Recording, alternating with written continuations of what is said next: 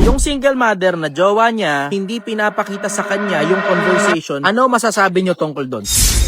Binata po, tapos may partner ako na single pa. Nandun kasi yung anak niya, isang anak niya na babae doon sa lalaki. Habang nag-uusap kasi sila, hindi niya pa pinapakita sa akin yung phone niya. Hinihingi ko yung messenger na yung fax. Sabi niya kasi tiwala lang doon. Yan yung minsan sakit ng ulo tungkol sa mga single mother eh. Huwag naman magagalit ang mga single mother, ano? Minsan umaasa pa rin sila na mabubuo yung pamilya nila kahit may bago na silang jowa, may bago ng asawa, bagong relasyon. Red flag talaga yan, brother. Hindi mo alam kung ano pinag-uusapan ng mag-ex, tapos alam mo yung parang you're getting in the way.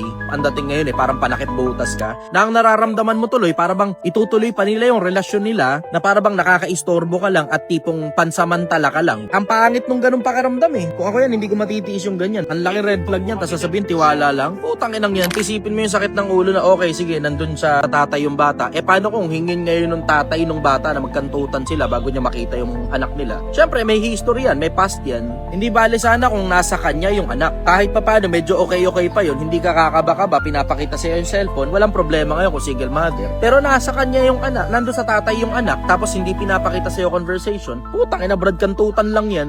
Ate na ba? Comment section. Ito ang sitwasyon. Yung single mother na jowa niya, yung anak nandun sa tatay. Tapos, hindi pinapakita sa kanya yung conversation netong babae at saka nung tatay nung anak. Ano masasabi nyo tungkol doon? Sige, babasahin ko ngayong comments ninyo. O, may sumasagot na. Sabi, need ng transparency para trust. Hard pass, sabi nung isa. Sure, nagsasend ng dede yan.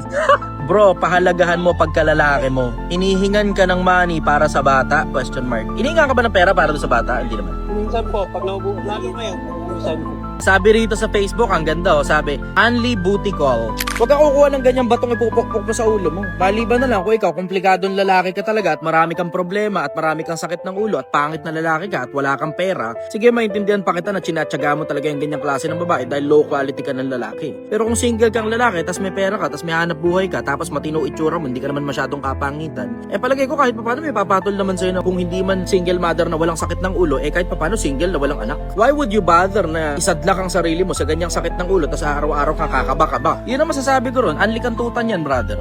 Sir, paano po sir kung kayo sa sitwasyon po ngayon? Anong dapat ko gawin? Iwan ko ba? O bigyan ko ba ng chance? O kausapin ko? Ano pong magandang advice? Gusto mo ng matinong advice at hindi si Raulo?